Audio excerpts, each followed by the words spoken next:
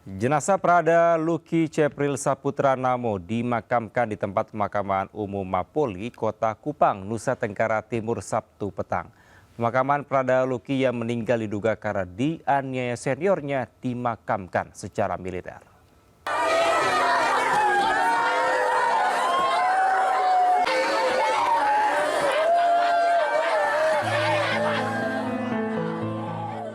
Orang tua Prada Luki Cepril Saputra Namo tak kuasa menahan tangis saat peti jenazah putranya ditutup untuk prosesi pemakaman.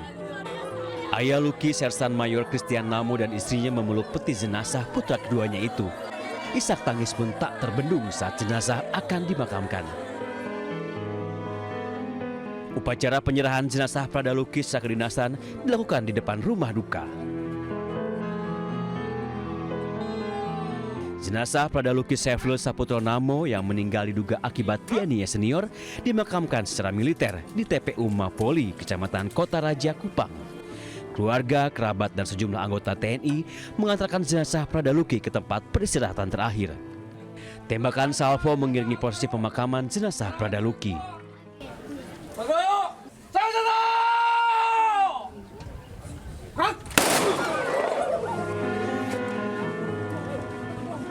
Upacara pemakaman secara militer dipimpin oleh Kepala Staf Brigif 21 Komodo Letkol Infanteri Bayu Sigit Dwi Untoro.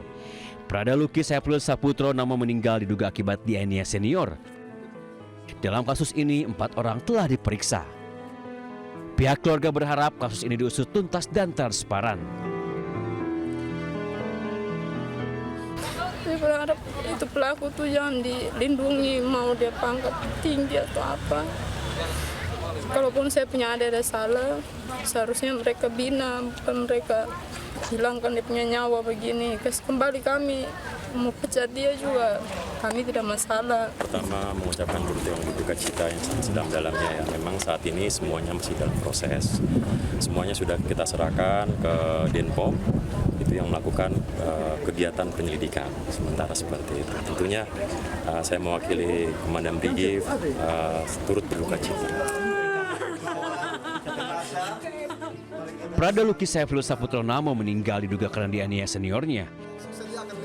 Prada Luki diketahui baru menjadi anggota selama 2 bulan.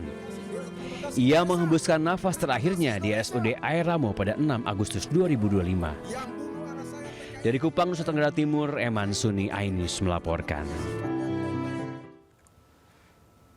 Kebakaran hanguskan 4 rumah warga di Palembang, Sumatera Selatan. Petugas mengerahkan 7 unit mobil damkar untuk padamkan api.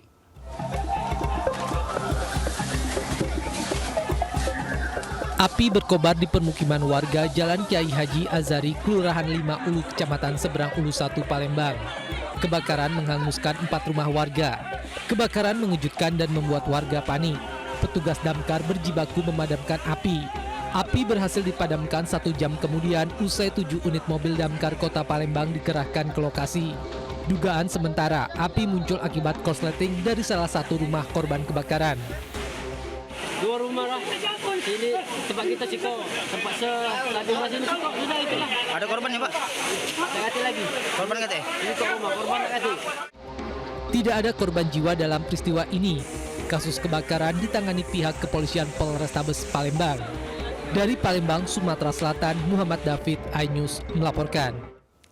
Seorang ibu dan anaknya tercebur ke dalam tangki septik di Ciracas, Jakarta Timur. Proses evakuasi ibu yang berbobot 150 kg itu berlangsung dramatis menggunakan alat khusus.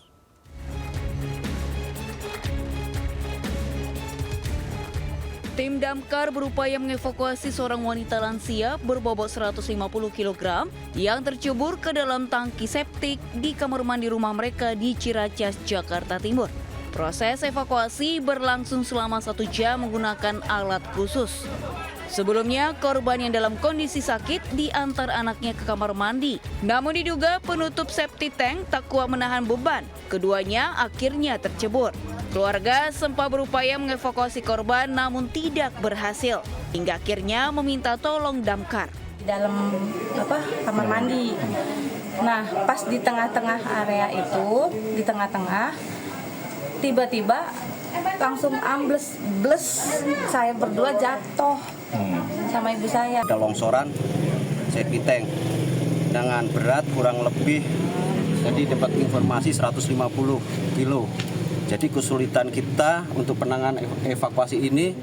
Setelah diangkat ke permukaan, lansia obesitas ini kemudian dibawa ke rumah sakit menggunakan ambulans. Sementara itu, anaknya hanya mengalami luka ringan. Dari Jakarta, Rio Manik, iNews melaporkan. Marak aksi balap liar hingga viral di sejumlah media sosial. Aparat polisi gelar patroli malam. 5 unit sepeda motor tanpa kelengkapan surat yang diduga hendak melakukan aksi balap liar disita.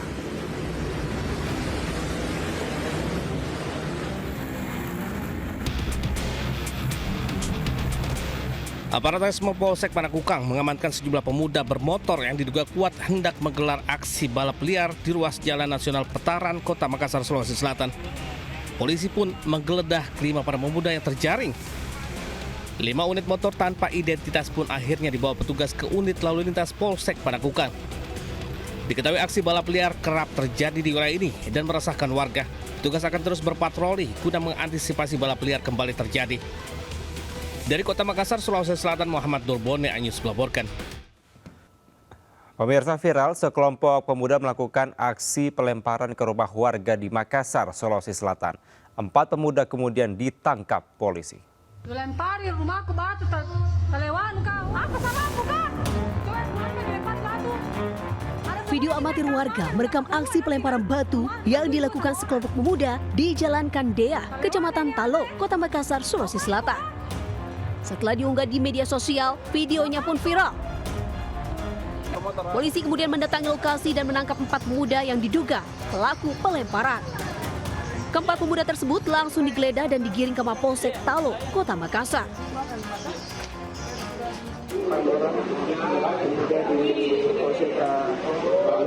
Kemarin viral melakukan kegiatan yang sangat meresahkan warga di Kandea. Kebetulan kegiatan kemarin viral di medsos.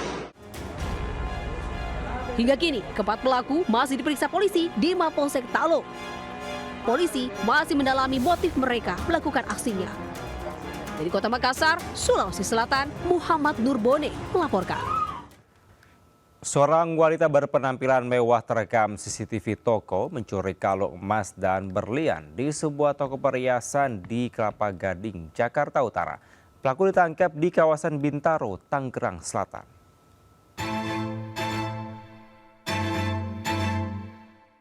Berpenampilan mewah tak jadi jaminan. Andi Maisarah, seorang wanita yang nekat mencuri perhiasan emas ini, aksinya terekam CCTV toko di salah satu pusat perbelanjaan di kawasan Kelapa Gading, Jakarta Utara. Hingga cekatan, pelaku memanfaatkan kelengahan pegawai toko dan mencuri perhiasan berupa berlian dan kalung emas dengan cara dimasukkan ke dalam lengan baju. Agar tak dicurigai, sebelum pergi dari toko, pelaku yang menenteng tas mewah ini dengan santai kembali mencari perhiasan. Setelah pelaku pergi, seorang pegawai toko menyadari bahwa satu perhiasan ada yang hilang, langsung mengecek CCTV dan segera melapor ke polisi. Sempat buron selama 5 hari, pelaku yang merupakan warga Kalimantan Barat ini ditangkap di sebuah apartemen di kawasan Bintaro, Tangerang Selatan. Berikut barang bukti perhiasan hasil curian, pakaian, dan tas mewah yang digunakan saat beraksi. Kasus pencurian emas dan berlian ya terjadi di salah satu toko. Pelaku datang ke toko mencoba emas ya, pada saat pelayannya lengah, kemudian dia masukkan emas itu di baju dan ditutup dengan bajunya. Pelaku beraksi seorang diri. Perhiasan yang sempat dicuri telah dikembalikan. Pelaku telah diamankan ke Polsek Kelapa Gading guna pemeriksaan lebih lanjut dan mengetahui motif pencurian. Di Jakarta, Sofia Berdaus melaporkan.